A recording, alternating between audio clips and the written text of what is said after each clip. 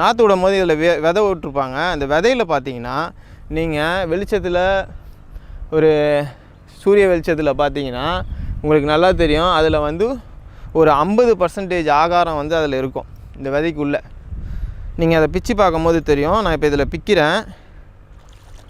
இந்த பாருங்கள், இந்த வெள்ளை கலரில் இருக்குது பாருங்கள், இந்த வெள்ளை கலரில் இருக்குது. இதுதான் வந்து அந்த விதையில் இருக்கிற ஆகாரம்.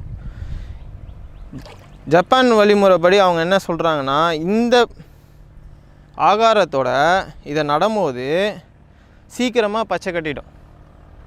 நீங்கள் 2 நாள்லேயே பச்சை கட்டிடும். இந்த ஆகாரத்தோடு நீங்கள் வந்து நடும்போது இதுக்கு தேவையான கேப் வந்து 30 சென்டிமீட்டர், அதாவது 1 அடி. நம்ம நினைப்போம் ஏன் வந்து 1 அடி கேப் கொடுத்துருக்கோம், நம்ம 1 அடிக்கு 1 அடி ஏன் தூரம் வைக்கிறோம் அப்படின்னா, இந்த பக்குவத்தில் நடும்போது 1 அடிக்கு 1 அடி கேப் கொடுக்குறோம். நாற்றுக்கு உண்டான அந்த கேப்பும் வந்து 18 சென்டிமீட்டர் கொடுக்குறோம்.